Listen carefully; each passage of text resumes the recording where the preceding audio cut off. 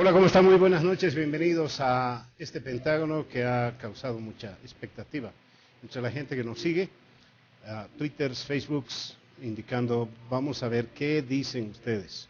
Ante todo quiero darle la bienvenida a toda la gente que está acá con nosotros, Mary, Marcelo, Gonzalo, Francesco, equipo completo, y sobre todo darle un saludo cordial al Observatorio Boliviano de Opinión Pública y Medios de Comunicación, que hace posible que este programa inmediatamente termine, pueda irse a YouTube, y allí pueden ver en el exterior, en el interior, en los canales, en algunos departamentos que no están recibiendo todavía esta señal, pero lo pueden hacer y ver lo que se va a decir acá.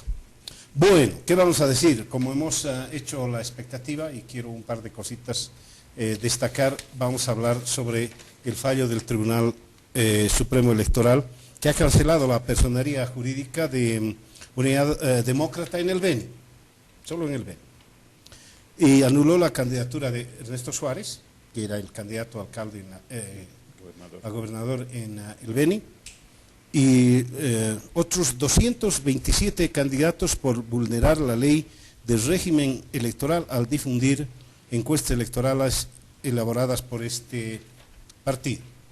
Hace algunas horas, mi amiga Angélica Michel de ANF me llamó para decir: estamos haciendo una encuesta sobre un sondeo de opinión, con los periodistas, para saber su opinión sobre este fallo. Entonces yo dije algo apresurado y cándido, que era legal, pero que no era legítimo. Que el tribunal había actuado en forma, digamos, con la letra. Claro, empecé a leer un par de cositas y me di cuenta que no solo no es legal, no es ilegítimo, tampoco es legal, desde mi punto de vista, y aquí lo vamos a discutir. Si me dan un par de minutitos voy a fundamentar esta situación, porque dice el artículo 136 del punto 3 del Tribunal Supremo Electoral, de la ley electoral, dice: las organizaciones políticas que difundan resultados de estudios de opinión en materia electoral por cualquier medio serán sancionadas por el órgano electoral plurinacional con la cancelación inmediata de su personalidad jurídica, además de varias otras cosas, pero inmediata de su personalidad jurídica. Y esto es lo que ha hecho el Tribunal Supremo Electoral, porque uno de los miembros de UD dio a conocer algunas encuestas. Ahora bien, hasta ahí todo legal. Sin embargo, el Pacto de Costa Rica dice, el artículo 23, todos los ciudadanos deben gozar de los siguientes derechos y oportunidades: A, de participar en la dirección de asuntos públicos, directamente o por medio de representantes libremente elegidos, es decir, participar en elecciones. B, de votar y ser elegidos. C, de tener acceso en condiciones generales de igualdad. Y la ley puede reglamentar, dice la ley interna de cada país, puede reglamentar el ejercicio de los derechos y oportunidades a que se refiere el inciso anterior, exclusivamente por razones de edad, es decir, que mi nieta de 9 meses no puede participar en una elección, es obvio. 2, de nacionalidad, un chileno no puede participar en elección general, puede hacerlo en elecciones municipales indudablemente si es chileno y tiene residencia acá. De residencia, es decir, no puede uno de Corumbá venir 5 días antes de una elección y ser candidato al alcalde, obviamente. Idioma, si nos dicen que el idioma es el español, etcétera, etcétera, una persona que hable solo inglés no puede. Instrucción, por ahí este asunto no se admite en Bolivia. Capacidad civil o mental, es decir, una persona con discapacidad mental no puede, hay que probarlo obviamente porque han habido algunos. Condena por juez competente en proceso penal. No dice nada el Pacto de Costa Rica en torno a este tema al que se ha aferrado con tanto entusiasmo el Tribunal Supremo Electoral. Ahora bien, me dice, vayas a reclamar a Costa Rica, señor. La diferencia está en que la Constitución Política del Estado, nuestra Constitución, en el artículo 256, dice que los tratados e instrumentos internacionales en materia de derechos humanos, y esto de la elección y la capacidad de ser elegido es un derecho humano, que hayan sido firmados, ratificados y que se hubiera adherido el Estado, que declaren derechos más favorables a los contenidos en la Constitución o las leyes se aplicarán de manera preferente sobre esta. Es decir, que la Constitución, nuestra Constitución, le da la razón al Pacto de Costa Rica, que dice claramente que ningún derecho, en este caso de ser elector o ser elegido, no puede ser conculcado a no ser por las cosas que ya les he explicado, edad, nacionalidad y varias cosas. Puestas así las cosas, creo que ahora ya estoy convencido de que el fallo no solo no es legítimo, estoy convencido ahora que el fallo es ilegal. Piedra libre. No hablo más. ¿El abogado? Te he quitado el trabajo, creo. Ya, no hay más que agregar, mire. Yo diría, además de lo que has dicho, que hay algunas cosas también que en la resolución, ya en la parte legal, aparecen huecas. Si inicialmente el Tribunal Supremo manda al Beni, porque no es competente para imponer la sanción, ¿cómo es que reasume la competencia tan libremente después? Entonces, en este envío de la pelotita va y después vuelve, uno se queda preguntando y nadie sabía de inicio quién era competente. La segunda es la sanción para la organización política. ¿Cuál es la organización política? ¿Solo el Beni o es el partido a nivel nacional? Tercero, ¿cuán vinculante para la organización política es la declaración de quién a nombre de la organización política? ¿Cualquier militante? ¿Sus representantes solamente? ¿Su dirigencia? Son algunas preguntas que, revisando la resolución, tampoco merecen respuesta. Da la impresión que el tribunal, para no causar un problema ahí sí terminal, sancionando con la inhabilitación a toda la organización política a nivel nacional, prefirió algo intermedio. La otra pregunta es una pregunta más de ¿qué espera un país de autoridades que manejan temas tan sensibles como este? ¿De qué lado tienen que ponerse?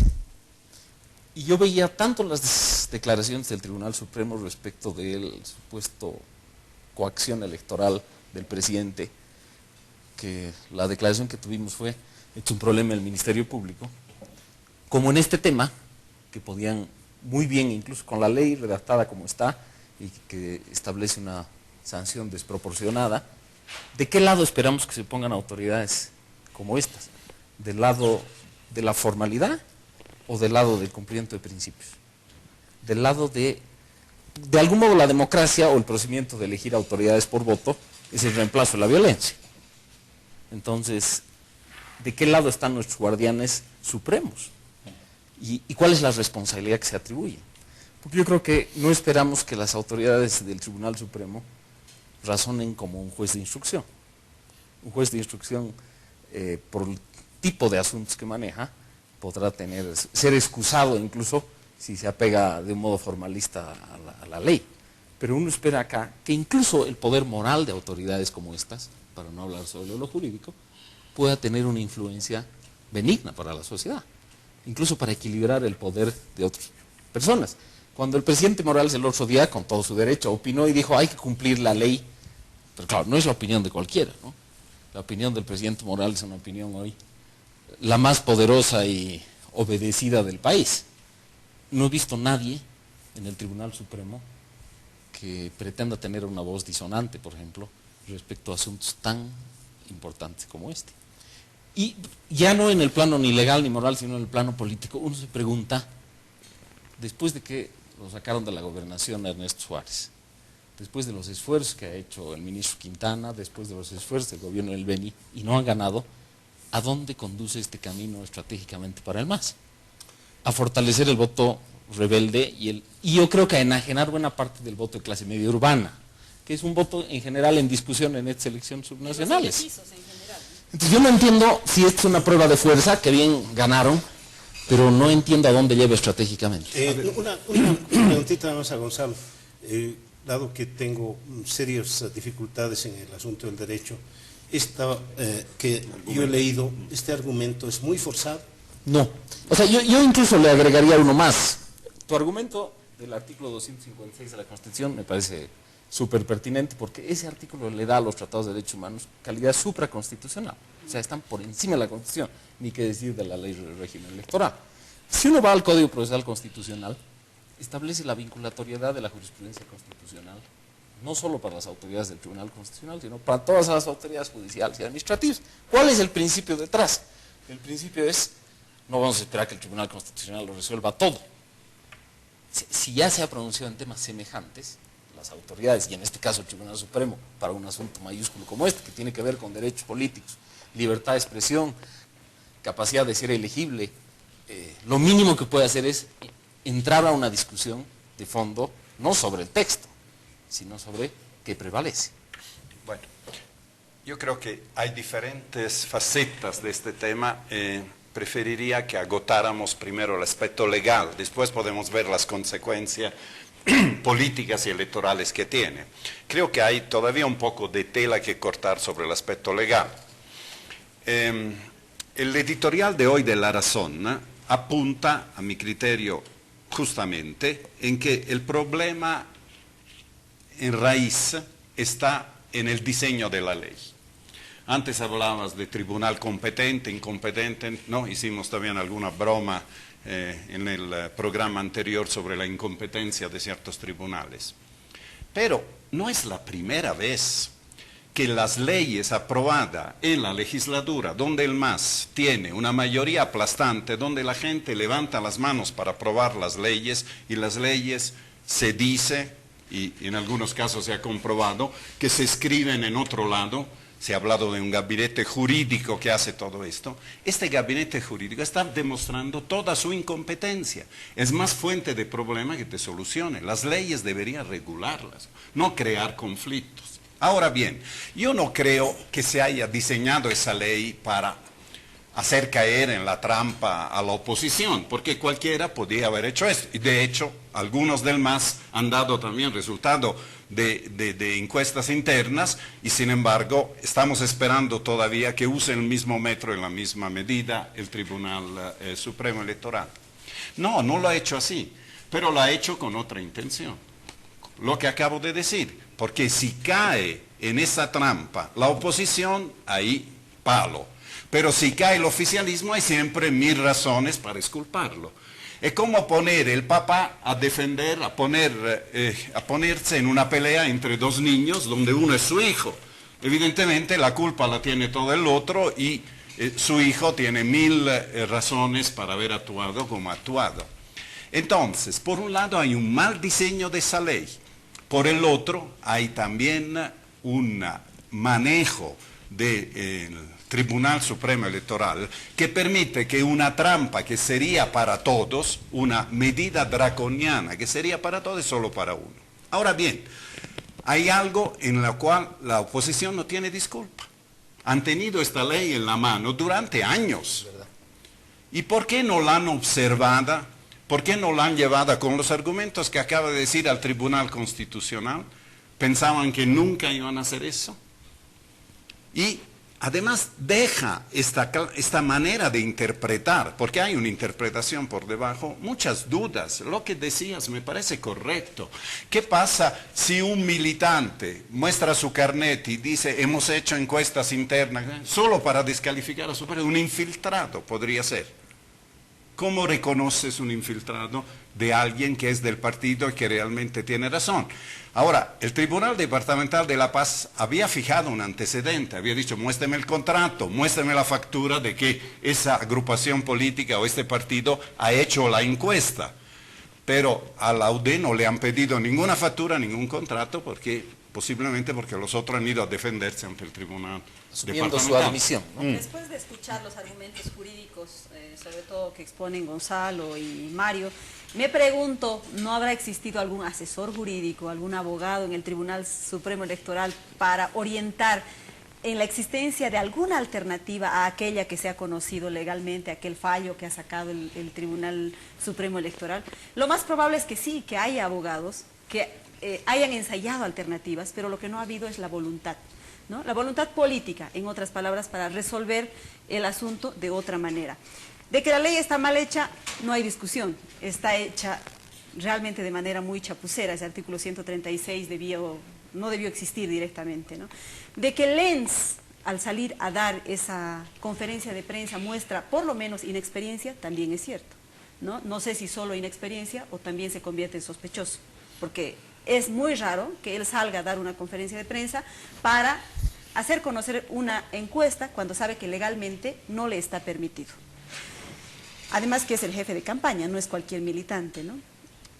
Ahora, por otro lado, lo que hay que decir es que el Tribunal Supremo Electoral ha medido los casos con varas de diferente tamaño, ¿no? Por un lado, ha inhabilitado a favoritos que podían restarle votación al MAS en ciudades o departamentos clave, empezando por Rebeca Delgado en Cochabamba, siguiendo por Eduardo Maldonado en Potosí y terminando por Ernesto Suárez en Beni.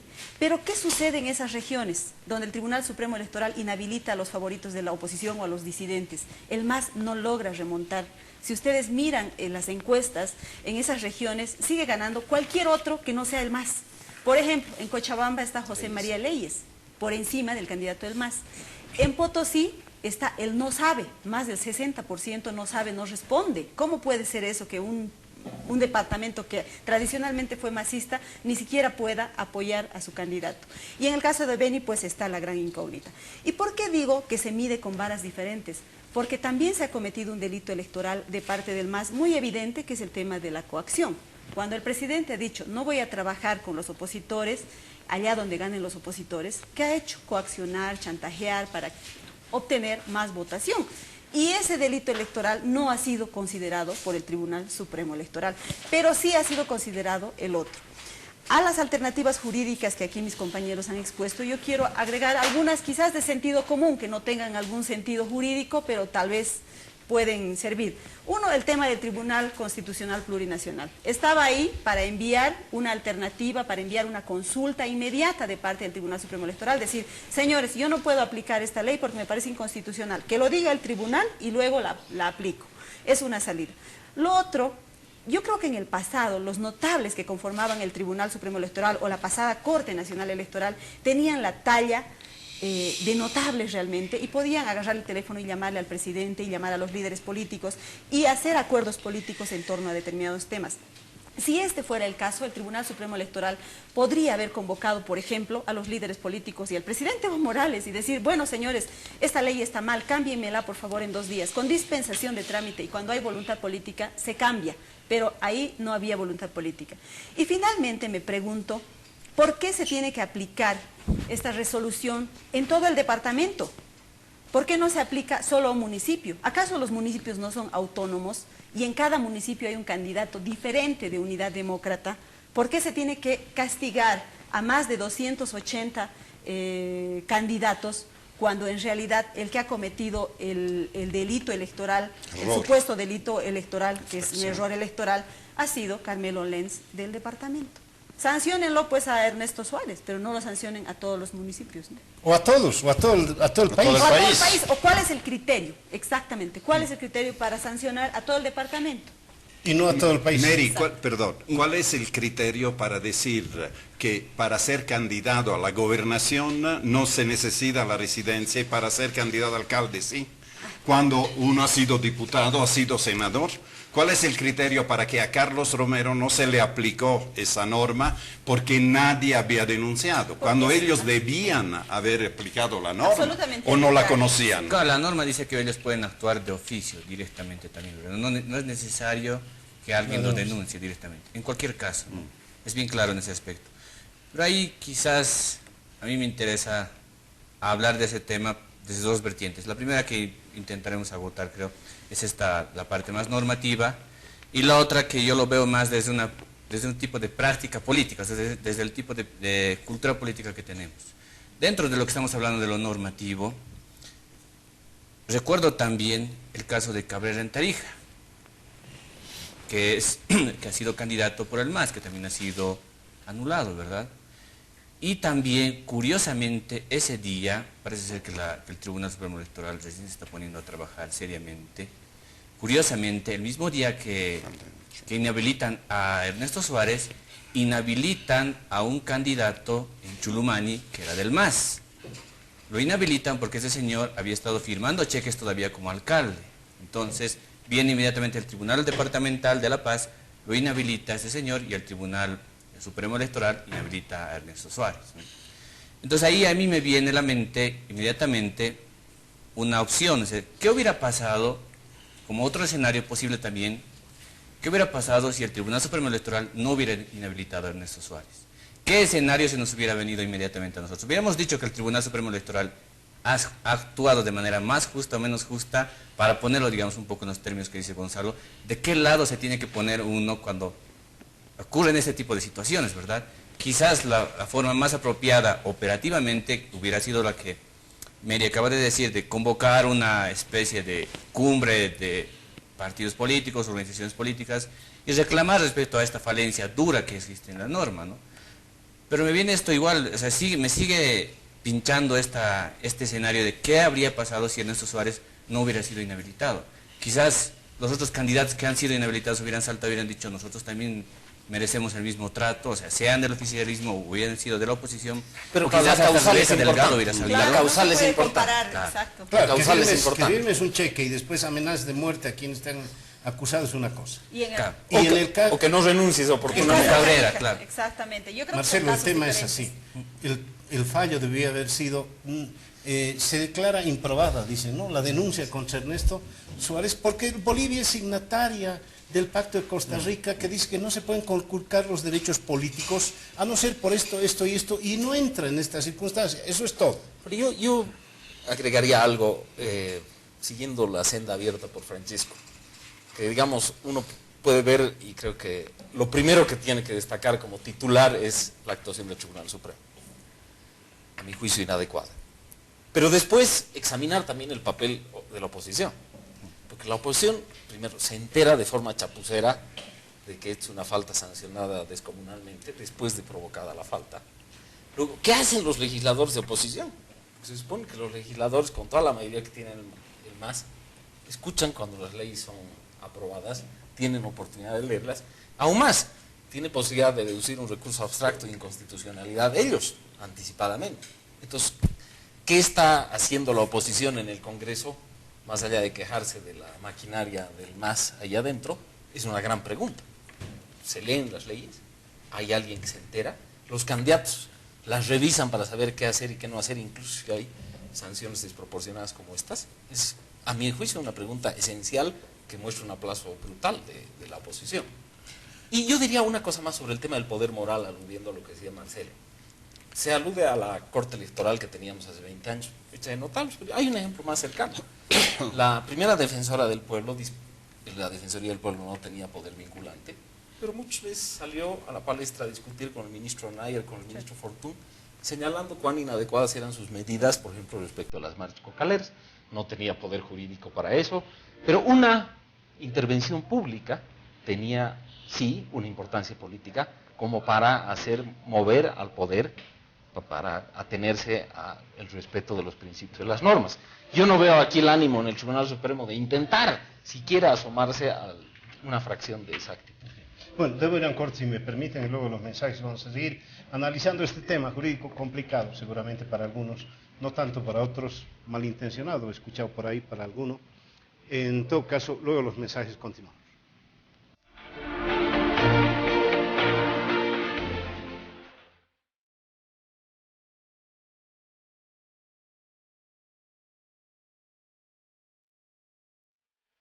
Bien, seguimos aquí en el Pentágono. Hay un tema que no lo conozco para nada, espero que Gonzalo nos pueda sacar de las sombras.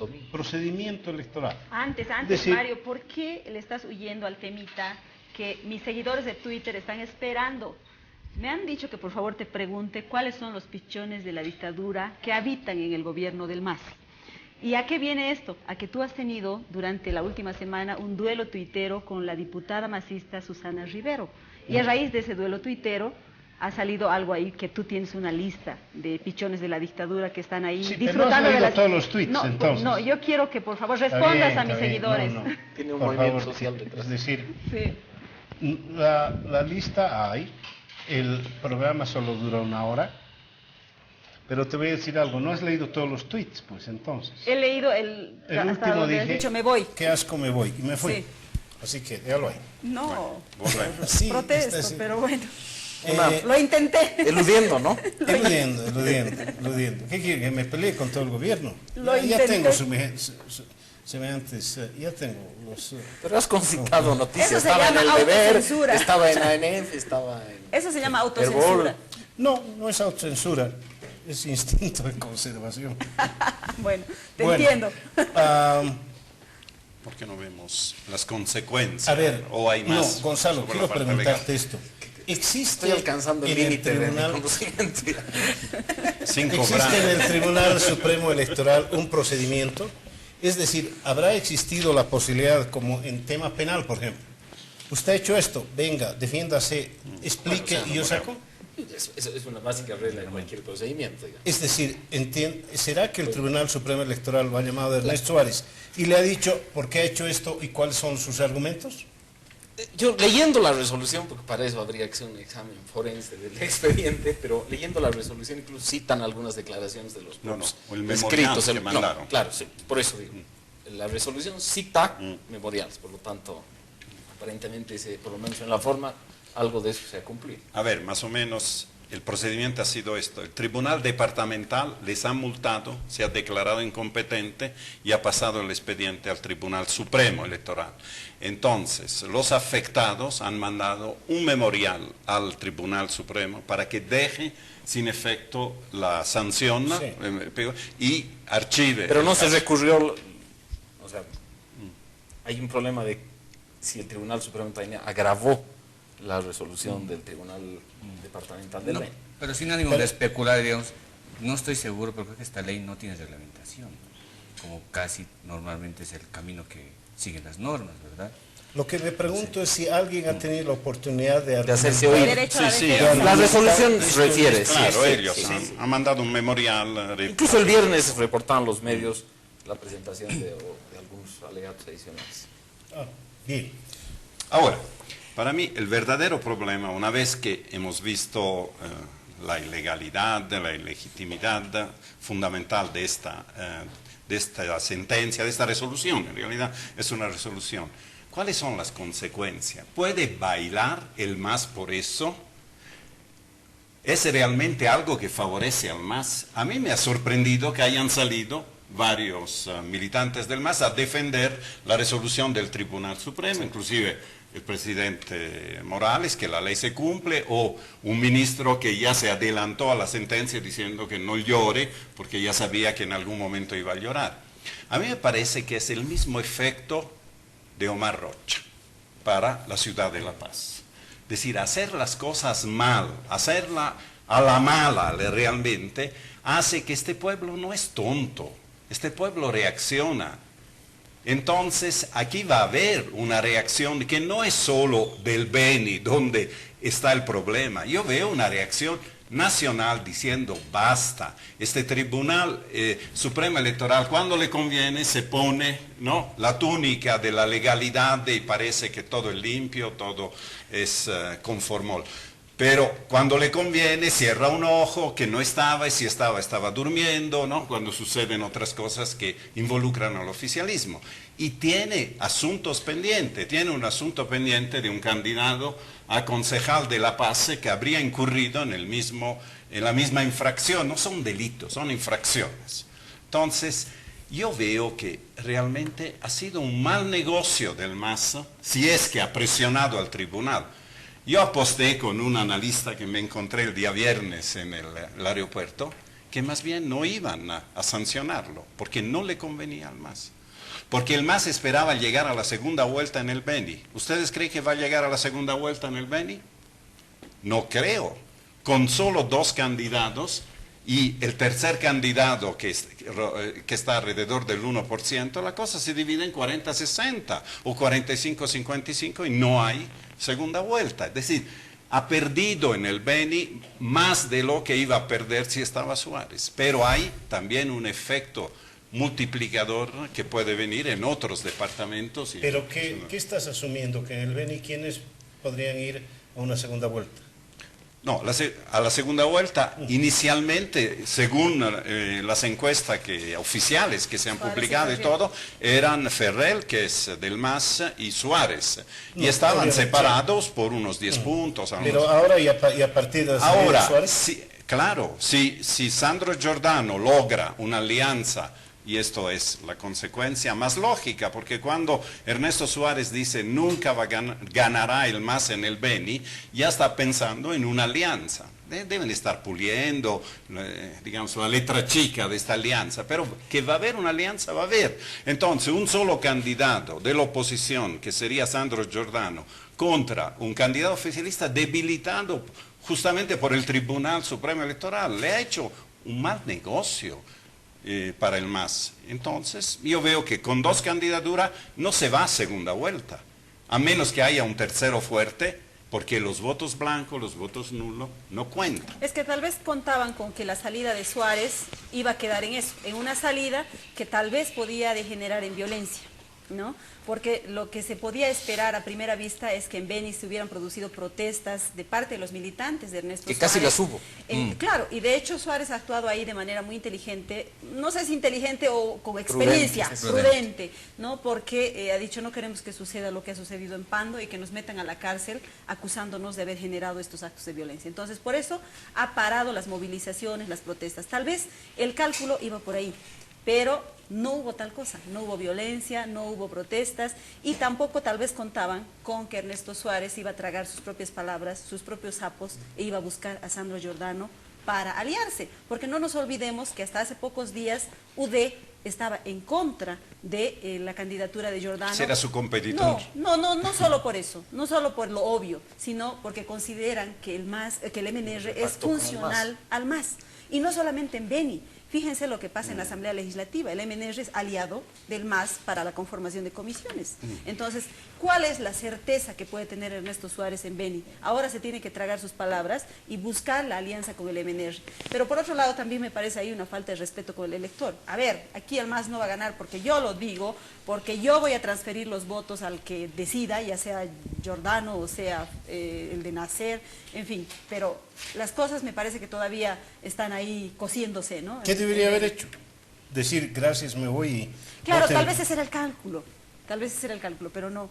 Está ahí una parte, yo leí un poco de algunos comentaristas, decían que la línea era hacer pelear ahí adentro al MNR y ADN en Beni, que antagónicamente son dos fuerzas en el Beni, al MNR y al ADN. Lo identificaban más a Ernesto como adenista. Sí, entonces ellos decían, siempre han estado peleados, y por tanto no se va a aliar, nunca se va a juntar. Esa era la línea un poco, pero yo creo que más bien lo que ha ocasionado esto es que se vaya a formar un frente, en la clásica tipología de lo que significan las coaliciones. El frente se forma con el único objetivo, o sea, se forman dos fuerzas políticas que aparentemente son antagónicas, pero se forman con el único objetivo de ir en contra de uno que es más grande, que los ha atacado a ellos dos. Creo que eso va a terminar pasando ahora mismo. Es muy curioso y hasta anecdótico, ¿no? Porque termina reviviendo un poco el MNR ahora en el Beni y termina teniendo una pseudo bancada misma en la Cámara de Diputados. Una fuerza política que hace tiempo se dijo que estaba enterrada, ¿verdad? Yo veo aquí esa famosa paradoja de que quien está muy comprometido en una guerra termina olvidando incluso sus propios intereses. Porque aquí uno fácilmente puede inferir que el MAS ve el Estado como un territorio a ocupar progresivamente, como si toda la disputa de poder fuera solo en el Estado, olvidando la sociedad, incluso abstrayéndose de la necesidad de persuadir a la sociedad para tener una toma del Estado legítima.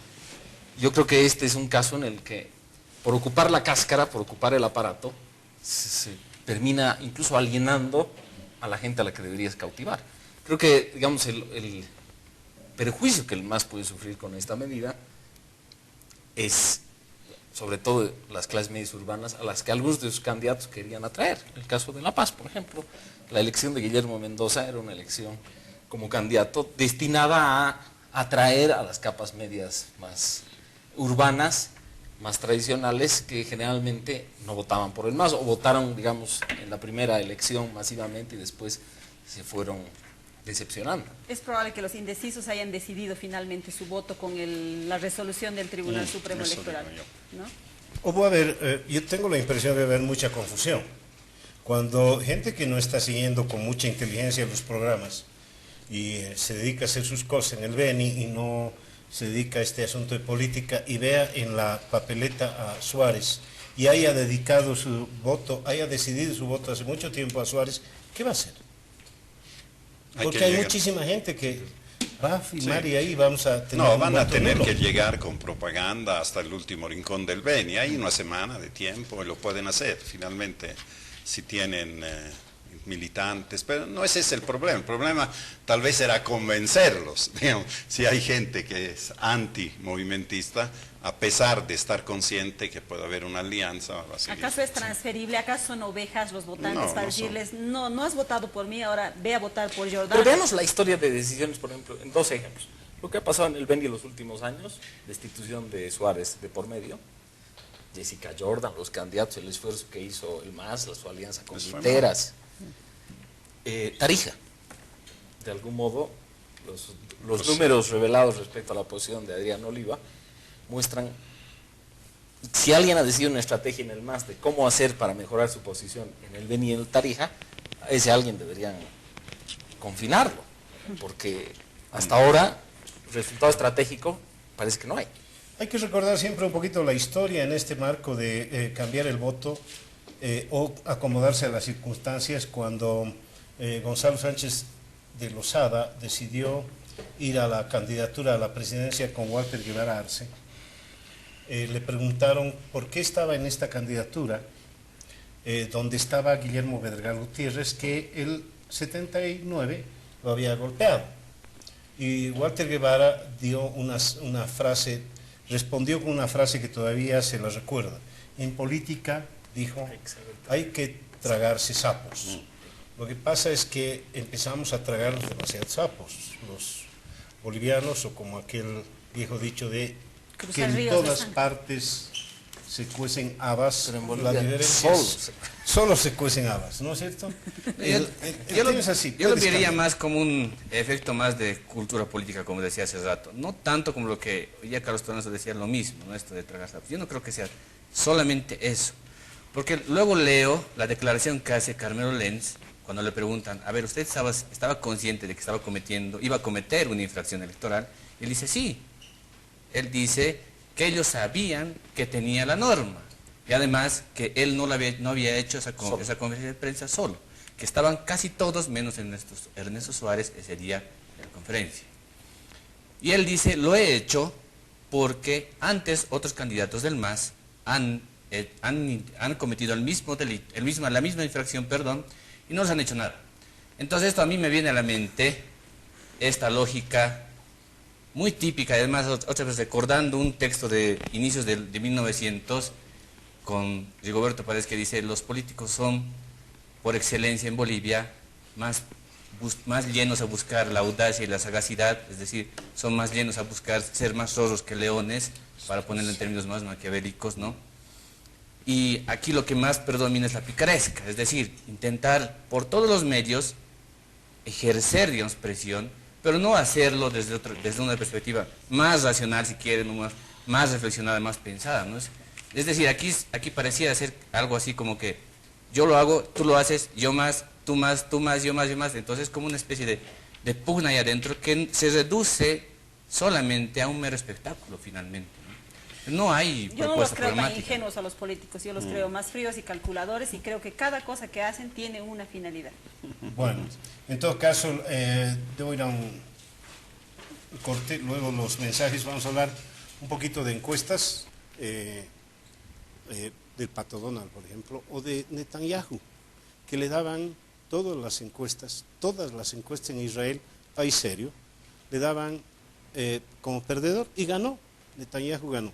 Vamos a hablar de las encuestas luego de los mensajes, por favor, mientras me dedico a hablar un poquito más fuerte con Merio Aca aquí, que está bien.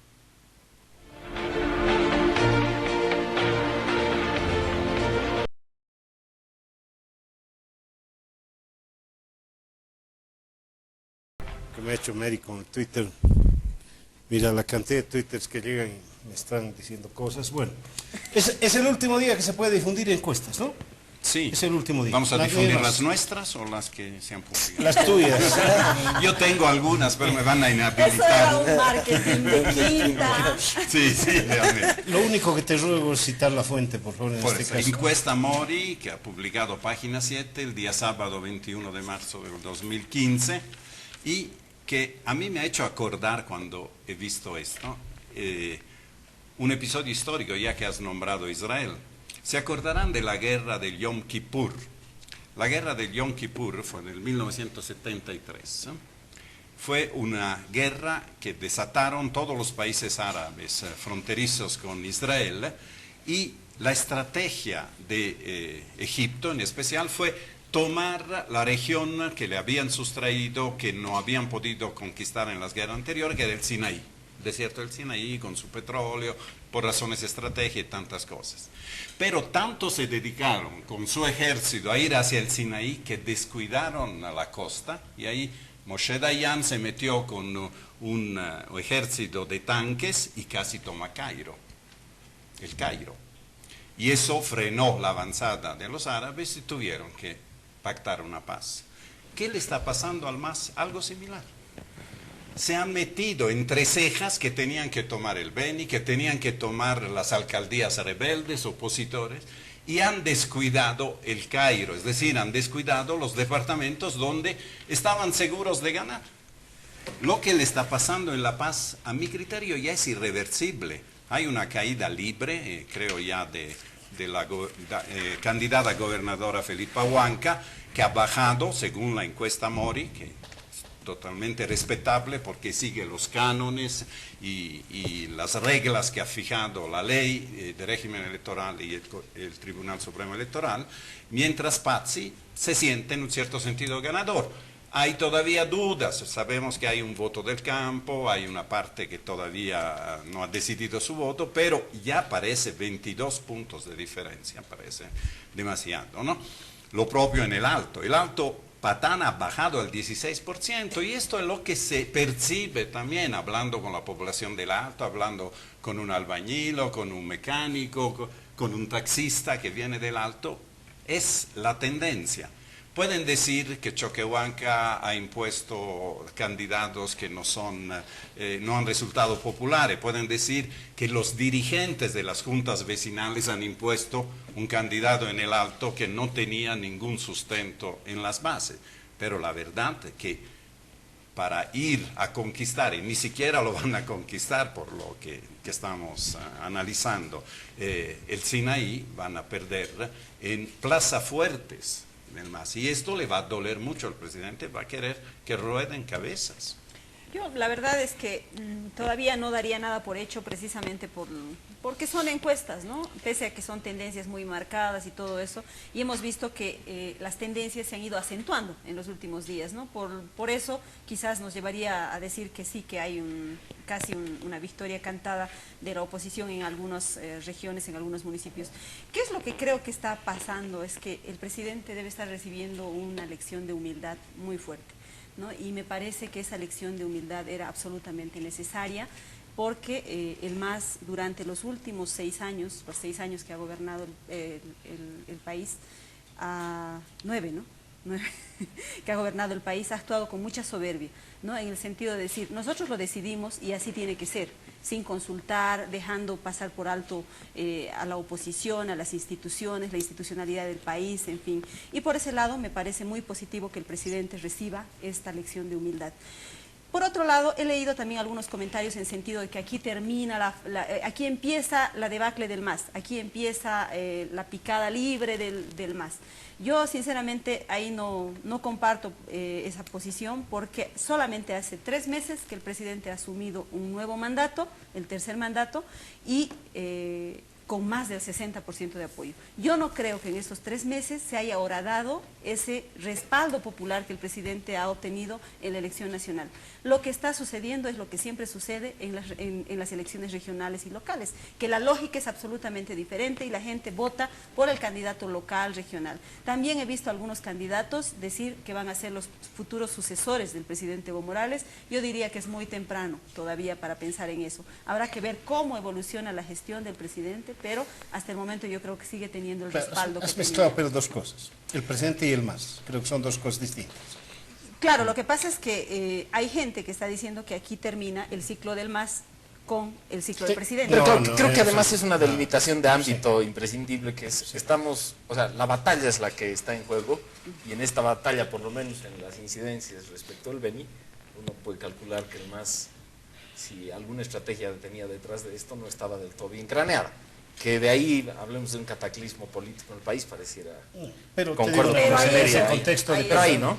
el presidente Evo Morales va con el partido por la mitad, o lo que quieras, o con el MAS, o con lo que quieras, te gana cualquier elección en este instante. Debería ir Evo alcalde, Morales. de gobernador. Evo Morales, pero ese es el todos los problema. departamentos. El MAS es otra cosa. El mensaje simplemente es, presidente, escuche, presidente, concerte, presidente, no sobrepase las leyes. Ese es el mensaje. Y Yo hay no un creo mensaje también. ¿Qué va a pasar ahora? ¿No va a trabajar con La Paz, Cochabamba y Santa Cruz? Con Canela sí, en Cochabamba, pero Claro. además no. Tiene que hacerlo, Sí. tiene que hacerlo porque es su obligación legal, constitucional.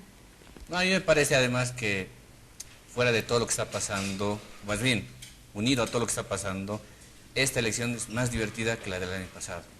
Está siendo mucho más emocionante y es mucho más movida, y pareciera ser, desde mi punto de vista, que finalmente esta es la gran batalla que quiere ganar el presidente. No es la elección nacional, porque es más o menos el cálculo, es como decíamos, es el presidente Evo Morales y es otra cosa, es otro ámbito, es muy distinto. Este es el ámbito en el que le está enfocando demasiado y que quiere ganar. Yo tengo solamente una observación respecto a lo que salía de las encuestas de este fin de semana, hacen una proyección de cómo va a estar conformados los consejos y las asambleas departamentales, y a mí metodológicamente me parece que realmente es algo que muy equivocado. Porque metodológicamente no se puede establecer así mecánicamente además los resultados y decir va a haber mayoría absoluta en muchos consejos a favor de la oposición, ¿verdad? No, tampoco se puede jugar con ese, tendenciosamente desde mi punto de vista, con ese error metodológico ahí adentro. Bueno, en La Paz yo creo que no hay tanto error, porque al final hay dos candidaturas que se van a dividir los votos, como estamos diciendo que sucederá en el Beni. Entonces, si se proyectan eso, no hay como equivocarse. ¿Quién tiene 7, quién tiene 4, quién tiene 6, tiene 5? Pero yo quisiera hacer una observación. Totalmente de acuerdo en lo que dicen, pero se olvidan que el presidente se ha involucrado en primera persona en las campañas. Ese es el Ha problema. ido al lado de los candidatos, como para decir, si rechazan a ella, me están rechazando a mí. Si rechazan a él, contra mí están votando. Primero ha amenazado, después ha pedido no me hagan eso patéticamente, pero entonces le afecta, inclusive yo diría psicológicamente, a una persona como él. Si fuera él de gobernador de La Paz, ganaría. Si fuera de alcalde de La Paz, estoy seguro De que lo que ganaría sea, Evo de lo Morales. que Mira el Pero artículo no puede 126 del Código Electoral. De la ley electoral. Los servidores públicos de cualquier jerarquía están prohibidos a. De utilizar bienes, recursos y servicios de instituciones públicas en propaganda electoral, tanto en actos públicos de campaña como a través de mensajes. Me gustaría saber en qué va el presidente a distintos lugares a apoyar a sus candidatos. En su auto propio no creo. Pero yo creo que, digamos, solo para sacarle una vuelta a la frase de Francesco, creo que mi carrera no alcanza tanto como para preocuparme de la psicología del presidente y lo que puede ser afectada, pero está claro que sufre un perjuicio, pero de ahí sacar la consecuencia de que hay un cambio en la correlación de fuerzas nacional, creo que hay un trecho grande. Bien, le afecta porque yo creo que se va a dar cuenta que no está rodeado de genios jurídicos. Vemos cuántos errores en la ley, cuántas leyes declaradas inconstitucionales, cuántos problemas salen de leyes mal hechas. El gabinete jurídico y las comisiones que deberían revisar que no lo hacen. ¿Ves? Y genios. ¿Ves las señales que están haciendo? Sí. Bueno, Corte. Tampoco genios electorales. Bueno, gracias por habernos seguido. Se acabó el Pentágono. Se viene Jorge González, Marco Tarifa, Sergio Reyes con el ministro de Deportes Tito Montaño. A continuación, con nosotros hasta el próximo domingo. Jorge, ¿ganó el Tigre? ¿O ganó Oriente, perdón? Bien, se vienen buenas noticias entonces. Se viene el mejor equipo deportivo del país. Has enajenado una parte. Con nosotros hasta el próximo domingo.